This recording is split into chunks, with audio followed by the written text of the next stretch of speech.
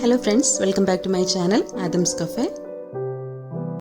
ഇന്ന് നമ്മൾ ചെയ്യുന്നത് ചോറിൻ്റെ കൂടെയൊക്കെ കഴിക്കാൻ പറ്റിയ നല്ലൊരു തോരനാണ്.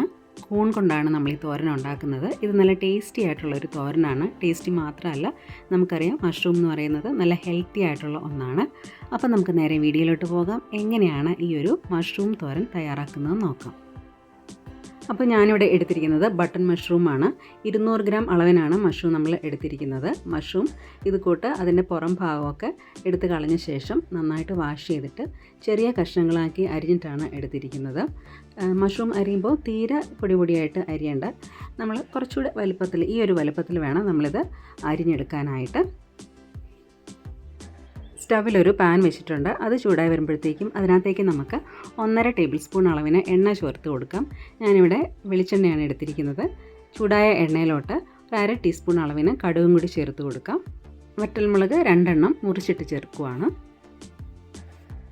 ശേഷം നമ്മളിതിനകത്തേക്ക് ചേർക്കുന്നത് ഒരു സവാള ചെറുതായിട്ടരിഞ്ഞത്, മീഡിയം വലുപ്പത്തിലുള്ള സവാളയാണ് ഞാൻ എടുത്തിരിക്കുന്നത്. കൂടെ തന്നെ ഇഞ്ചി ചെറുതായിട്ടരിഞ്ഞത് 1 ടീസ്പൂൺ, 2 പച്ചമുളക് വട്ടത്തിലരിഞ്ഞ് ചേർക്കുന്നുണ്ട്, കറിവേപ്പില, 2 അല്ലി വെളുത്തുള്ളി ചെറുതായിട്ടരിഞ്ഞത്. ഇത്രയും നമ്മൾ ചേർത്തൊന്ന് വഴറ്റിയെടുക്കുവാണ്. കൂടെ തന്നെ കുറച്ച് ഉപ്പും കൂടി ചേർക്കാം.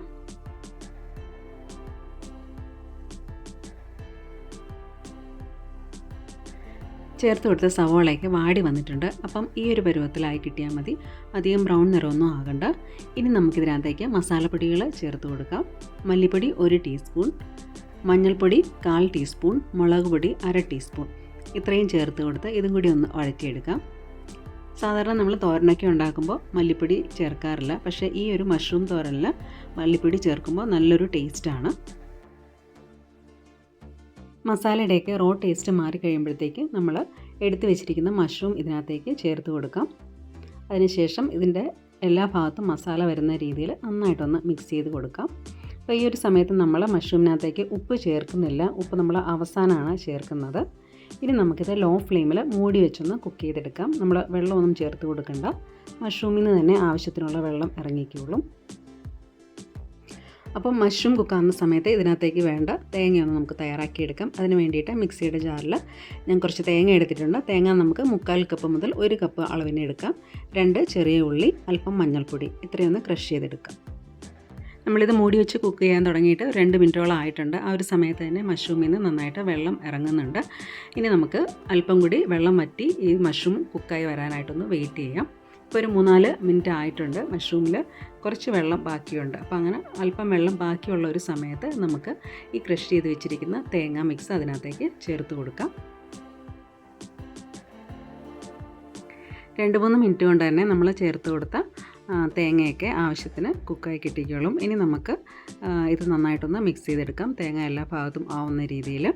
അതുപോലെ തന്നെ ഈ ഒരു തോരനകത്ത് വെള്ളം അല്പം എന്തെങ്കിലും ബാക്കിയുണ്ടെങ്കിൽ അതും കൂടി ഒന്ന് വറ്റിക്കിട്ടാനായിട്ട് ഒരു 1-2 മിനിറ്റ് കൂടി ഇത് കൂട്ടൊന്ന് നമുക്ക് കുക്ക് ചെയ്തെടുക്കണം. അപ്പോൾ നമ്മൾ ഇതിനകത്ത് ഉപ്പ് ആദ്യം സവോള വഴറ്റിയപ്പോഴാണ് ചേർത്തിട്ടുണ്ടായിരുന്നത്, പിന്നെ നമ്മൾ ചേർത്തിട്ടുണ്ടായിരുന്നില്ല. അപ്പം ഈ ഒരു സമയത്ത് ആവശ്യത്തിന് ഉപ്പും കൂടി ചേർത്ത് കൊടുക്കാം. അതിനുശേഷം ഒന്നുകൂടി എല്ലാം കൂടി നന്നായിട്ട് മിക്സ് ചെയ്തെടുക്കാം. അവസാനമായിട്ട് നമ്മൾ ഇതിനകത്തേക്ക് ചേർക്കുന്നത് കുരുമുളക് പൊടിയാണ്. ഞാനിവിടെ 1/2 ടീസ്പൂൺ അളവിനാണ് കുരുമുളക് പൊടി ചേർക്കുന്നത്. എരിവിനനുസരിച്ച് നമുക്കതൊരു 1/4 ടീസ്പൂൺ വരെ ചേർത്ത് കൊടുക്കാം. അതിനുശേഷം അതും നന്നായിട്ടൊന്ന് മിക്സ് ചെയ്തെടുത്തിട്ട് നമുക്ക് ഫ്ലെയിം ഓഫ് ചെയ്യാം.